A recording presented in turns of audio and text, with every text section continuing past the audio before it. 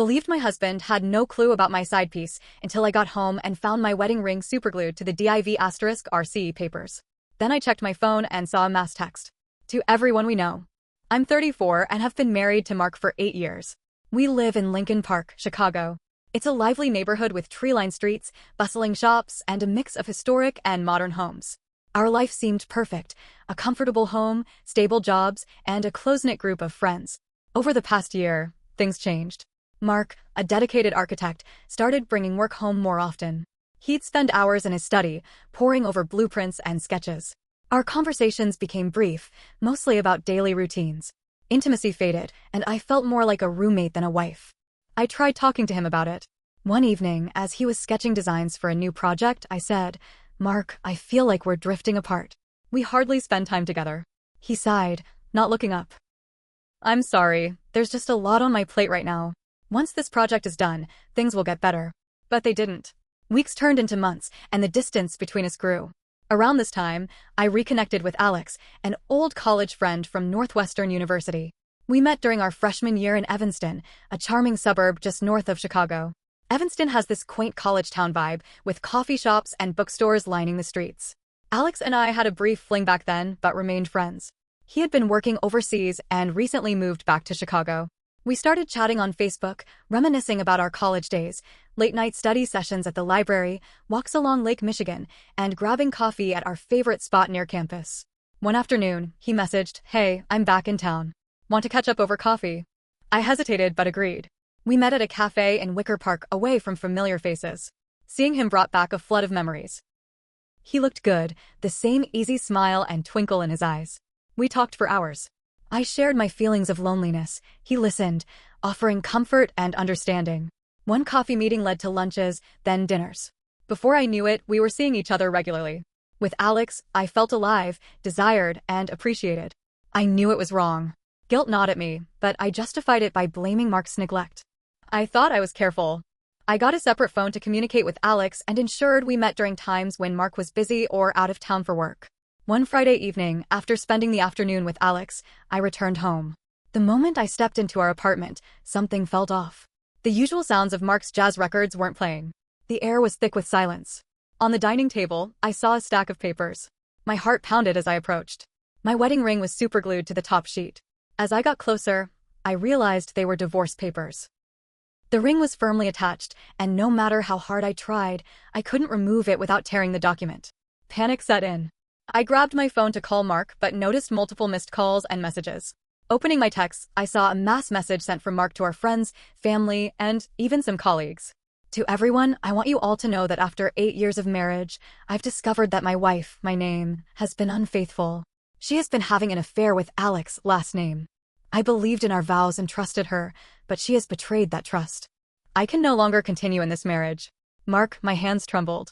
The weight of my actions crashed down on me. I tried calling Mark repeatedly, but he didn't answer. Desperate, I drove to his office downtown, but his assistant said he had left early. I then went to his parents' house in Evanston. They lived in a beautiful Victorian home near the lake. His mother answered the door, her eyes red and puffy. "Please, I need to talk to Mark," I pleaded. She shook her head, tears streaming down her face. "How could you? We welcomed you into our family." She closed the door, leaving me standing there, shattered. In the following days, I became the center of gossip. Friends distanced themselves. At work, colleagues whispered behind my back. My boss called me in, expressing concern about the company's image. Alex was equally shocked. He hadn't anticipated Mark's reaction or the public exposure. Feeling overwhelmed, he decided to leave Chicago and return overseas, ending whatever we had.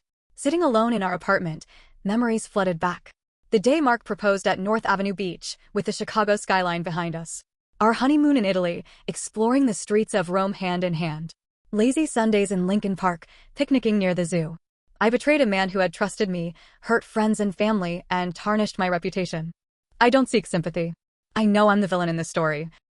But I hope my experience serves as a cautionary tale. If you're feeling neglected or unloved in your relationship, talk to your partner.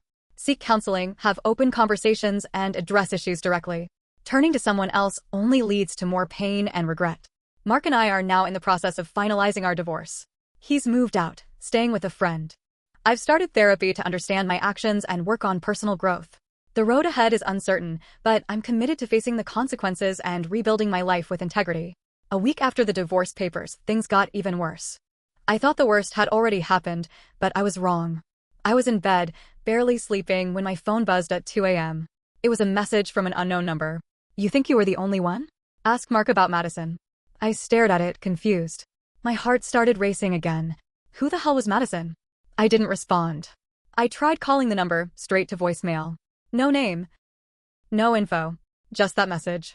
At first, I told myself it was someone trying to mess with me. Maybe someone who saw the mass text and wanted to stir the pot. But I couldn't shake the feeling that there was something more. So I checked Mark's Instagram, something I hadn't done in weeks. I went through his recent followers. One name stood out, Madison Torres. Her profile was private. Her bio had one line, "Architecture is passion. Briefcase Chicago girl." I clicked on her tagged photos. Most were group shots, nothing weird. But then I saw one from 3 months ago. She was at a rooftop bar with friends. The location was Geo Bar in River North. Right in the middle of the group, Mark. Sitting close to her. Way too close. His arm was behind her on the back of the bench. They weren't touching, but the way she leaned into him felt intimate. I zoomed in. I couldn't believe it. He was wearing the shirt I bought him last Christmas. The one he wore when we had dinner with his parents. My stomach turned. I didn't want to jump to conclusions. Maybe it was just a work thing. He works with a lot of young people in his firm. But deep down, I knew. The next day, I did something I swore I wouldn't. I showed up at his office. I waited in the lobby. When he came out, he looked surprised, but calm. "We need to talk," I said. He nodded. We stepped into the empty conference room. I pulled out my phone and showed him the message. "Who's Madison?" He didn't blink. Just stared at the screen. Then he looked at me and said, "Someone I should have never trusted." I was confused. "What do you mean?" He walked over to the window and leaned against the glass. After I found out about Alex, I didn't know what to do. I couldn't eat. Couldn't sleep. I felt like my whole life was a joke. Then Madison started talking to me more. She's one of the junior designers. At first it was harmless. Then one night after a late shift, we went for drinks. I shouldn't have. But I did. I didn't know what to feel. Angry? Hypocritical? Heartbroken? He continued. But it wasn't real. It was just a distraction. She knew about you. About our problems. She kept telling me I deserved better. And I believed her. For a second, I thought maybe she actually cared. But now I'm not so sure. I sat down, trying to process what I was hearing. "She sent me a message too," he said, pulling out his phone. "Told me she was going to ruin my reputation at work. That if I didn't choose her, she'd tell everyone I manipulated her into the relationship." "What the hell?" "Yeah," he said. "Turns out she's not as innocent as she seemed." "So we both cheated?" I asked, almost laughing, but not because it was funny. He looked at me, eyes tired. "I guess we did." There was a long silence. Then he said something that knocked the wind out of me. "Maybe we were never really right for each other." I didn't answer. My throat felt tight. I left the office without saying another word. Back home, I stared at the walls of our empty apartment. Everything suddenly looked different. The framed pictures. The books we picked together. The throw blanket on the couch. It all felt fake now. Then, 3 days later, another bomb dropped. I got a call from my HR department. "We received a formal complaint about an inappropriate relationship between you and a client," they said. "What client?" "Alex, last name." It was submitted anonymously, but it includes screenshots. "We need to investigate." I nearly dropped the phone. I hadn't even thought about how my job could be affected. I worked in PR, discretion and professionalism were everything. The screenshots were from my secret phone, the one only Alex and I used. Someone had gotten into it. They had every text, every photo, even a few voice messages. The panic set in. Who had that phone now? I hadn't seen it since the night everything blew up. I checked my apartment, the car, my purse. Nothing. Then I remembered. I had left it in the drawer by the bed. But when I checked again, it was gone. Someone had been in my apartment. There were no signs of forced entry. Nothing else was taken. Just that phone. I called the building manager. "Have you seen anyone near my unit in the past week?" "No, but your ex-husband came by 2 days ago to drop off some documents. Said he had your permission." I didn't. I called Mark. Straight to voicemail. This time, I was done waiting. I needed answers. And I needed to find out who else was playing this game behind the scenes. The next morning, I was jolted awake by the sound of my doorbell. I wasn't expecting anyone, and I hadn't slept properly in days. I looked through the peephole and saw a man in a blue windbreaker, holding a clipboard. "Ma'am," he said when I cracked the door open, "you've been served." Another envelope. This one from the firm Alex worked with. Inside were legal documents. A formal cease and desist letter accusing me of breaching professional boundaries during a client relationship. They were threatening legal action, claiming the affair could be construed as manipulation or coercion given my role in handling his brand's media exposure. I sat on the couch, numb. It didn't make sense. Alex and I had been completely mutual. If anything, he pursued me. I picked up my personal phone and tried calling him. Again, nothing. I went to his place. Empty. The building manager said he moved out 2 days ago. I didn't even have time to process it all because that same night, around 8:30 p.m., I got another message from the same unknown number. You're not the only one watching your life burn down. You should have stayed loyal. Attached was a photo, me and Alex kissing in my car. Taken from a distance, clearly zoomed in. I sat there frozen. My hands wouldn't stop shaking. Someone had been following us. That's when it hit me. This wasn't just about Mark and me anymore. Someone else was involved. Someone who wanted to blow up both our lives. I made a list of everyone who could have known. Only a few people even knew about the affair. Alex, obviously. Mark, now. Maybe 1 or 2 close friends of his. Madison? Maybe she dug around more than Mark thought. Maybe this wasn't just about jealousy. Maybe she was playing both of us. Desperate for some answers, I called Clara, my oldest friend, someone who knew Mark, who had known about Alex after it all came out. She'd always been the rational one. When I told her everything, she went quiet for a moment. Then said something that chilled me to the bone. I wasn't going to say anything, Clara said slowly, but 2 weeks before Mark found out, Madison came into the cafe where I work. She asked me some really weird questions. What kind of questions? She said she was thinking of joining your firm. Asked if I knew you. Then she asked if you'd ever been unfaithful. I thought it was just gossip. But now it wasn't. Now it was something much more deliberate. I did some digging and found out Madison never applied to work at my firm. She wasn't even in PR or media. In fact, she had a degree in psychology and used to work for a private investigations firm. That's when it all started to click. What if Madison wasn't just some intern who got involved with Mark during a rough patch? What if she was hired by someone to dig into our lives? What if this was revenge? But by who? I thought maybe Mark had hired her after suspecting something. But after the emotional breakdown at his office, that didn't add up. He was hurt, not vindictive. Then, a memory surfaced. Something I hadn't thought about in years.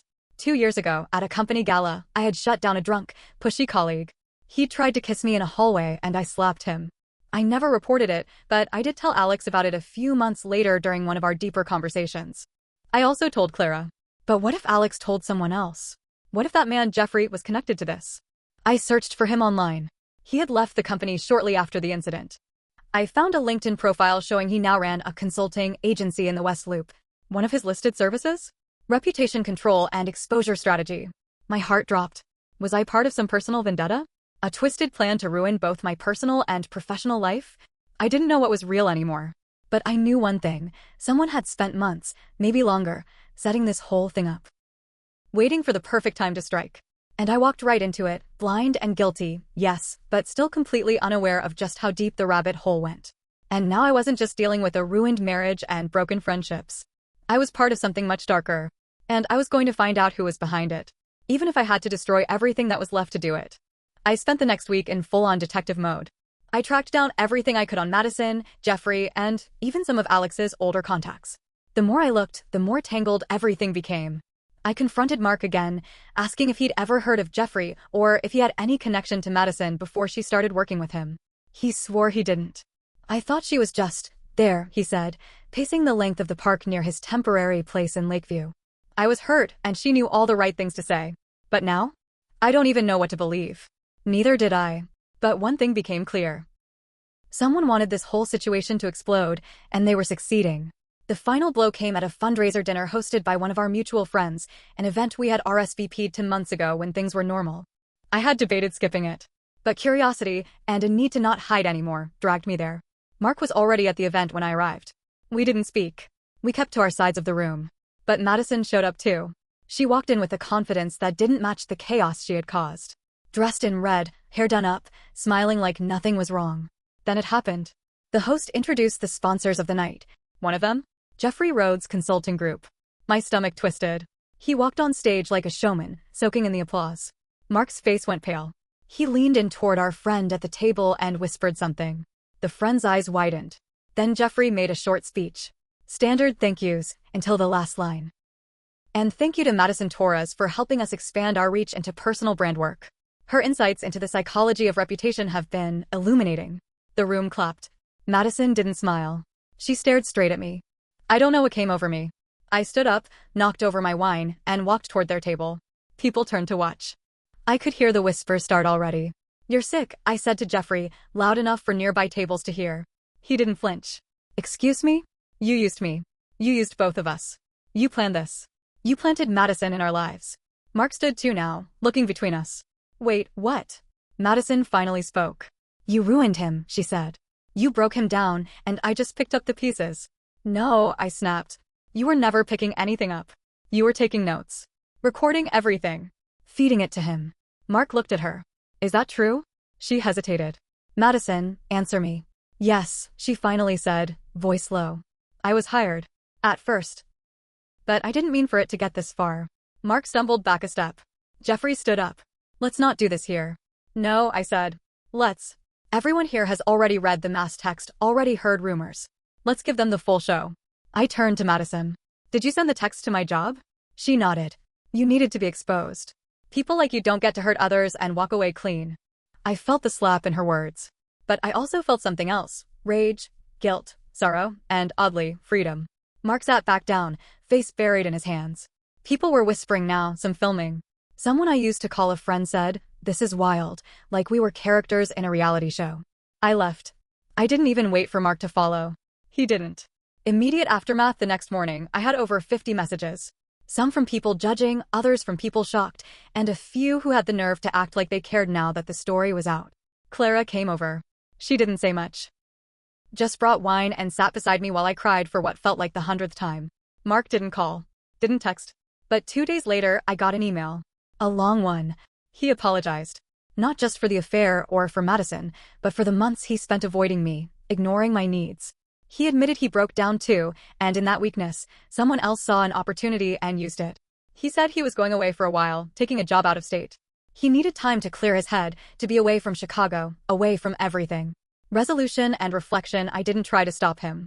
We didn't magically repair what broke. Some things, once shattered, stay that way. We had both made choices that led us here. And we both had to live with them.